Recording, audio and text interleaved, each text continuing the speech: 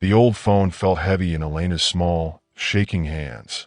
At just 10 years old, Elena knew something most kids her age didn't. Some secrets are very dangerous. The basement was dark and scary. Every little sound seemed louder. The soft hum of the heater, her quick breathing, and the rustle of her clothes as she sat on the cold, wet floor. Her tummy hurt, not just because she was scared, but because she hadn't eaten in 2 days. Elena had stolen the old flip phone from Victor's drawer weeks ago. She had hidden it under a loose floorboard, waiting for the right time to use it. Today, she couldn't wait anymore. She hugged her stuffed rabbit tightly, the one her mom, Isabel, gave her long ago. With her thumb shaking, she pressed the emergency button. 911. What's your emergency? Came a kind voice from the phone. Please help me, Elena whispered, her voice cracking. My dad locked me in the basement. He hits me. I haven't eaten. The person on the phone sounded worried. Sweetheart, what's your name? Can you tell me where you are? I'm Elena, she said, her voice trembling. I'm 10. Suddenly, the basement door creaked open, loud and scary. Elena's heart jumped as she heard Victor's heavy boots stomping down the stairs. Elena. His voice was sharp and angry. No, no, no, Elena muttered, trying to hide the phone. The screen's faint glow gave her away. Victor's eyes found the phone. He grabbed it in 2 steps. Who are you talking to? He shouted. The person on the phone called out. Hello? Are you still there? Victor didn't answer.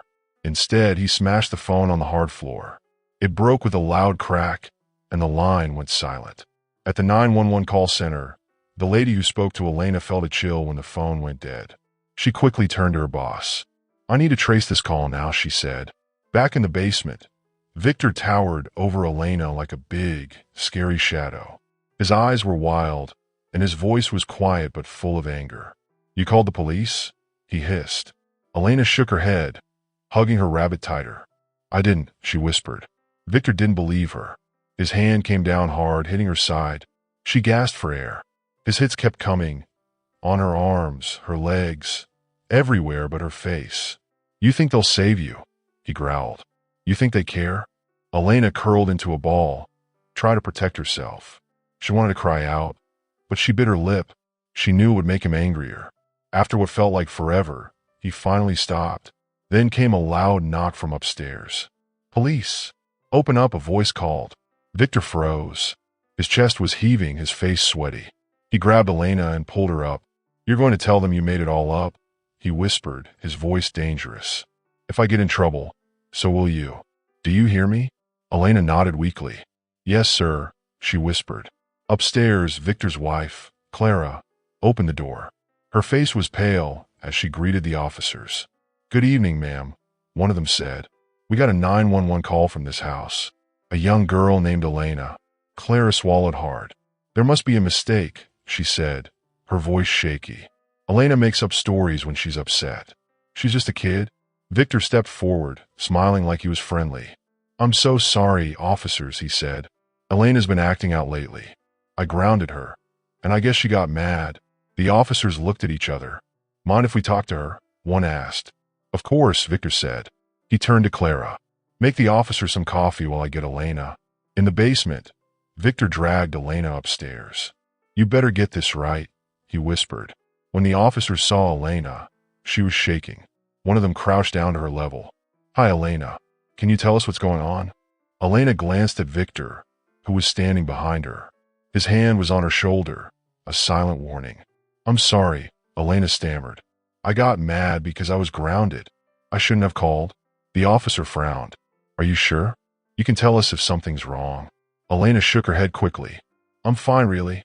The officers exchanged looks. All right, one said, but if anything changes, you let us know, okay? Elena nodded, her eyes on the floor. When the door closed and the police were gone, Victor's smile disappeared. He gripped Elena's shoulder harder, his voice a hiss. You think you're clever? He spat. No one's coming to save you. Elena clutched her rabbit tightly. She didn't answer. She couldn't. Victor leaned down, his face close to hers. You try something like this again, and you'll end up just like your mother. Do you hear me? Elena's heart sank. She nodded, too scared to speak. When he finally left, Elena was alone in the cold, dark basement. She hugged her rabbit close, her mom's voice echoing in her mind. You're strong, Elena. Stronger than you think. Elena stared at a loose floorboard in the corner. She had seen it before, but never had the strength to pull it up. Now, she had to try. She worked her fingers into the crack and pried it open. Her hand slipped, and the edge of a nail cut her palm. She didn't stop. Under the board, she found a small wooden box. Her hands shook as she opened it. Inside were old letters and a journal. The first page had her mom's writing. My name is Isabel. If you're reading this, I need you to know the truth. Elena's eyes filled with tears as she read. The letters told a story of how her mom had been trapped by Victor, how he had controlled everything, and how she had hoped Elena would be strong enough to fight back one day. Just then, Clara came down the stairs. Her face was pale when she saw the papers in Elena's hands. Where did you get that? Clara asked, her voice sharp. Elena hugged the papers. Under the floorboard. Mom wrote these. She wanted us to know. Clara snatched the papers away. You don't know what you're doing, she said, her hands trembling. Why do you always protect him? Elena asked, her voice rising. You know what he does. Clara's face turned serious. Her fear turned into anger for a moment. I don't want to die, Elena, she said sharply. Then, just as quickly, her anger disappeared. She looked tired. You think this is easy? You think I don't want to fight back? He'll hurt me, and he'll hurt you too. Elena looked at Clara, her stepmother. Elena's little hands clenched into fists. For years, Elena thought Clara went along with Victor's cruelty, but now she realized something. Clara was a victim too, just like Elena's mother, Isabel. But that didn't make Elena any less angry. Clara shoved the letters back into the box and snapped it shut. Forget about these, she said in a low voice. You're just going to make things worse. Elena watched as Clara carried the box up the stairs. Clara's shoulders drooped, like she was carrying a heavy load. Later that night, Elena sat on the cold basement floor, hugging her knees to her chest. Her ribs hurt from Victor's earlier outburst, but the pain in her heart was worse. She couldn't stop thinking about the letters. She could hear her mother Isabel's voice in her head. Isabel's words were clear. Protect Elena. She's the only good thing he'll ever allow in this house. Elena knew she couldn't let the letters be forgotten. Isabel had tried to protect Elena, even when she had no way out. Elena owed her mother more than that. She glanced at the small, grimy window at the far end of the basement. Beyond it, a faint light flickered from Irene's house. Elena bit her lip, her mind racing. She waited until the house was silent. Then, she crept up the basement stairs. The door creaked a little as she pushed it open, but she froze and held her breath, listening. Victor's snores rumbled faintly from his bedroom. Clara's room was dark. Elena tiptoed through the house, her heart pounding with every step. She found the box on a high shelf in the kitchen pantry, just where Clara had hidden it. Grabbing it, she held it close to her chest and slipped out the back door. The cool night air stung Elena's scraped feet as she ran across the yard, clutching the wooden box tightly. Her breaths came in quick bursts, her ribs aching with every movement. The small window of Irene's back door glowed faintly, a tiny light in the dark. Elena's heart pounded as she knocked softly, hoping Irene would answer. The door opened a crack, and Irene peeked out, her brows furrowed. Who's there? Elena stepped into the light spilling from the door. Her face was pale and streaked with dirt and tears. Blood from a cut on her hand had smeared across her shirt, and bruises covered her arms. Irene gasped, her hand flying to her mouth. Oh my goodness, child. What happened to you? Please, Elena said, her voice trembling. I need your help. Irene opened the door wider, looking both shocked and confused. Come in, before someone sees you, she said gently but urgently. Elena stepped inside, wincing as the warmth of the house touched her battered body. Irene quickly shut and locked the door. Irene turned to Elena, scanning the girl's injuries with concern. Who are you? She asked cautiously. And what are you doing here like this? I'm Elena, the girl said, her words rushing out. I live in the house across the street, the one with the green shutters. Irene blinked in surprise. The green shutters? That's Victor and Clara's house. I thought it was just the two of them. No, Elena whispered, clutching the box tighter. I've been there my whole life, but they don't let me outside. Victor. He keeps me locked up? Irene's jaw dropped. Her face turned pale. You've been there all this time? Locked up? My goodness. I had no idea. Elena's eyes filled with tears. I've seen you, though, from the basement window. You're the only person who ever seemed kind. Please, you're the only one I can ask for help. Irene hesitated, her shock turning into worry. Elena, I don't know what to say. If this is true, you're in serious danger. And if Victor finds out you're here. Elena cut her off. I don't have anywhere else to go. Please, you have to believe me. She placed the box on the table, her hands shaking as she opened it. Look, these are my mom's letters. She wrote them before she was gone. Irene leaned forward, her breath catching as she saw the faded pages. She picked up one letter, her hand steady but her face growing horrified as she read. The letter began, My name is Isabel. If you're reading this, you need to know the truth. Irene's hands tightened around the paper as she read further. When she finished, she looked up at Elena, her eyes wide with disbelief. Is this real? Irene asked in a whisper. Did he really do this to your mother? Elena nodded, her voice barely audible. She wrote those letters to warn me, and to warn Clara.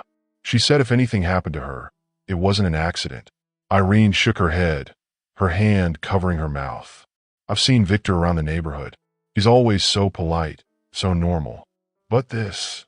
She gestured at the letters, her voice trembling. This is horrifying. Please, Elena said, her voice breaking. I don't know what else to do. I can't go back there. He'll kill me if he finds out I left. Irene stared at Elena for a long moment, the weight of the situation pressing on her. Finally, she let out a shaky breath and placed her hand on Elena's shoulder.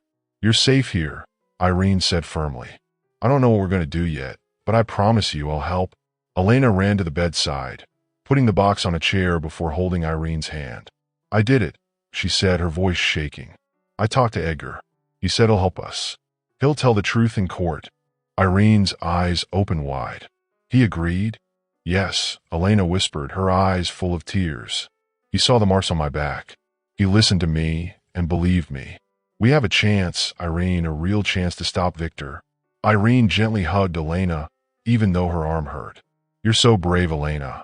Your mom would be so proud of you. For the first time in a long time, Elena felt safe.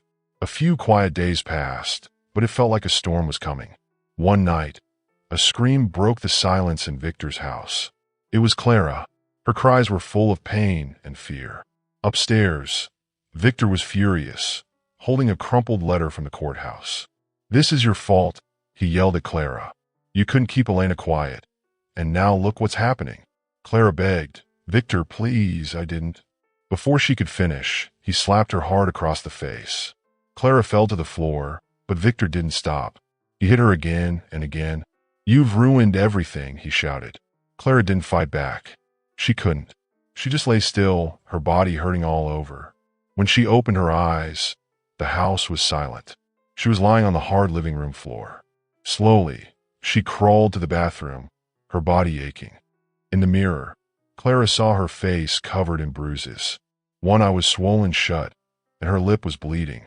She whispered, Who am I? She remembered the girl she used to be, strong and full of dreams.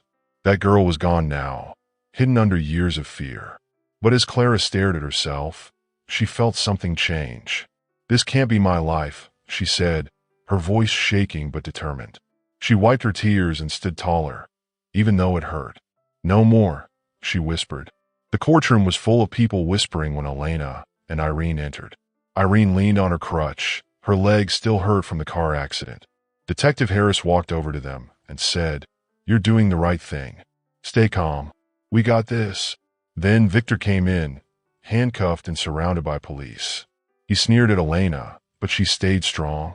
When the trial started, Victor said, Not guilty, like he had done nothing wrong. His lawyer tried to make him seem like a good man, but Irene and Elena told the truth. Elena showed the scars on her back, and everyone gasped. Victor's lawyer said, She might be lying. Elena cried but said, I'm not lying. He hurt me and my mom. Then the courtroom doors opened, and everyone turned to see Clara walk in. Her face was bruised, but she stood tall. I want to speak, Clara said. My name is Clara Carter, but I used to be Clara Dawson, Isabel Dawson's sister. Elena's eyes widened in shock. Clara told the court how Victor had taken her and her sister Isabel. He hurt Isabel and locked them up for years. Isabel made me promise to protect Elena, Clara said, crying. Victor got so angry he tried to jump out of his seat, but the police held him back. Clara looked him in the eye and said, "You can't hurt us anymore." The judge ordered Victor to stay in jail. Police searched Victor's house and found proof of everything Elena and Clara said. Victor was sent to prison for life. He could never hurt anyone again. After the trial, Elena and Clara met Clara's parents. They were Elena's grandparents. Clara hugged her parents and cried. "This is Elena," she said, "Isabel's daughter." Elena's grandparents hugged her tight. "We've missed you so much," they said. Weeks later, Elena and Clara packed their things to move in with their grandparents. But Elena wanted to visit Irene one last time. "You saved me, Irene," Elena said, giving her a photo of the two of them. Irene hugged her. "You saved yourself, Elena. You're going to do great things." Elena smiled. "I'll visit, I promise." Elena's story spread across the world. People called her brave and sent her letters of love and support. Elena and Clara moved in with their grandparents, ready to start a new, happy life. As Elena held Clara's hand, she said, "I'm ready." For the first time ever, Elena felt free to dream about a bright future. Elena hurried to the bedside, carefully placing a small box on the chair before reaching for Irina's hand. "I did it," Elena said, her voice shaking with emotion. "I talked to Edgar. He said he'll help. He said he'll testify." Irina's eyes widened in shock. "He agreed?" "Yes," Elena whispered, tears filling her eyes. "He saw the scars. He listened to me. He believed me. Irina, we have a chance, a real chance to stop him." Irina reached out with her good hand, gently pulling Elena into a hug. Despite her pain, she held Elena tightly and whispered, "You're so brave, Elena. Your mother would be so proud of you." For the first time in a long time, Elena felt safe. A few quiet days passed. The house felt calm, but it was the kind of calm that felt like a storm was coming. Late one night, the peace was shattered by a loud scream. It was Clara. Her cries echoed through Victor's house. Upstairs, Victor stood over her. His face was angry, twisted with rage. In his hand was a crumpled letter from the courthouse. It was a summons to appear before a judge. "This is your fault," Victor yelled, his voice so loud it shook the walls. "All of it. You couldn't keep her in line. And now look where we are." "Victor, please," Clara begged, her face wet with tears. "I didn't." Before she could finish, Victor slapped her hard across the face, sending her to the floor. But he didn't stop there. Blow after blow, he hit her. Clara couldn't fight back. She was too weak, too scared. Her body went limp, and her vision went blurry as everything turned dark. When Clara woke up, the house was silent except for the hum of the refrigerator. She was lying on the cold floor, her body aching all over. Slowly, she dragged herself across the room, each movement causing her sharp pain. She pulled herself up to the bathroom sink and turned on the light. The face in the mirror didn't look like hers anymore. Her eye was swollen shut, her lips were cut, and her face was covered in bruises. Her hair clung to her face, wet with sweat and blood. "Who am I?" Clara whispered, staring at her reflection. She thought back to the girl she used to be. She had dreams once, and she loved herself. But that girl was gone, buried under years of fear. But deep inside, something stirred, a small flicker of defiance. "This can't be it," she murmured. She wiped the blood from her face, looking at herself in the mirror.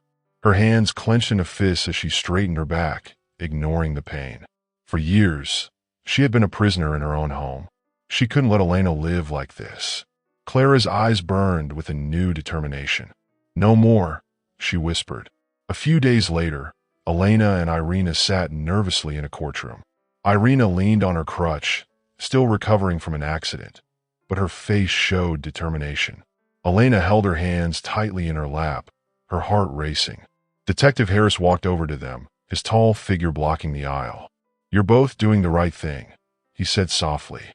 Irina nodded, though her hands trembled slightly. Soon, The courtroom doors opened, and Victor was led in.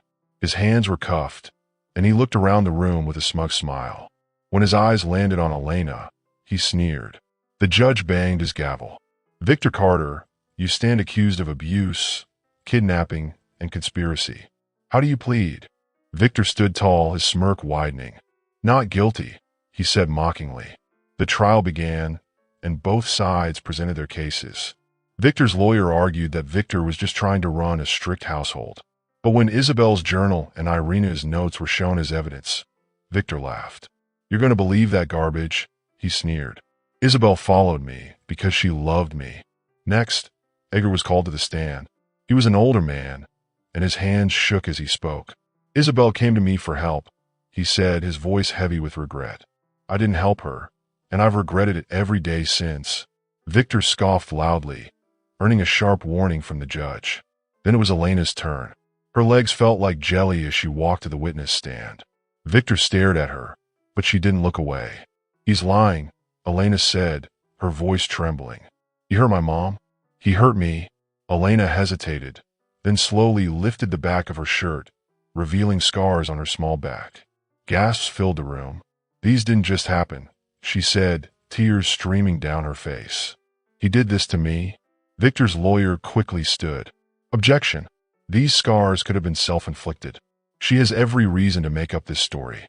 "I'm not lying," Elena whispered, her voice breaking. Suddenly, the courtroom doors opened. Everyone turned to see Clara standing there.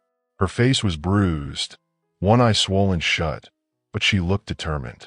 "I'd like to testify," Clara said, her voice steady. The judge allowed it, and Clara took the stand. "My name is Clara Carter," she began, "but before that, I was Clara Dawson, Isabel's younger sister." Elena's eyes widened in shock. "Isabel and I were kidnapped by Victor," Clara continued. "He drugged us and kept us locked away. He abused Isabel, even when she was pregnant with Elena. After Isabel died, he turned his anger toward me." Tears streamed down Clara's face, but her voice grew stronger. "Isabel made me promise to protect Elena. I was too scared, but I won't be anymore." Victor jumped up, shouting, "This is all lies. You're trying to ruin me." The officers quickly restrained him, and the judge ordered him out of the courtroom. Clara looked at Elena, her face softening. "You're safe now," she said. The trial ended with Victor being sentenced to life in prison. Elena felt a heavy weight lift from her chest as the gavel came down. Weeks later, Elena sat on a park bench beside Clara. Clara held a small envelope, her hands trembling slightly. "You don't have to do this if you're not ready," Elena said gently. Clara smiled at her. "I'm ready." A car pulled up, and two older people stepped out. They were Clara's parents, Elena's grandparents. For a moment, everyone stood still. Then Clara ran to them, tears streaming down her face as she hugged them tightly. Elena stayed back, watching the reunion. Then Clara turned and called her over. "Elena," Clara said, her voice full of emotion, "these are your grandparents." Before Elena could say anything, her grandmother hugged her. "We've been looking for you both for so long," she said. Later, Elena and Clara packed up their belongings, preparing to move in with Clara's parents. But before they left, Elena visited Irina one last time. Irina opened the door, her face lighting up. "There's my girl," she said warmly. Elena handed her a small gift, a photo of the two of them. "I just wanted to say thank you," Elena said, her voice trembling. "You saved me." Irina hugged her tightly. "You saved yourself, Elena. I just gave you a little push." Elena smiled. "I'll visit. I promise." As they left, Elena felt a sense of peace. She looked at Clara and asked, "Are you ready?" Clara nodded. "Ready?" This wasn't just a new chapter in their lives. It was the start of a whole new story. If you enjoyed this story and would like to see more content like it, I encourage you to subscribe to my channel. By subscribing, you'll stay updated on all our latest, inspiring and heartwarming stories, and have the opportunity to engage with our growing community. Additionally, I would love to hear your thoughts and feedback in the comment section below. Thank you for your support, and I look forward to sharing more captivating narratives with you.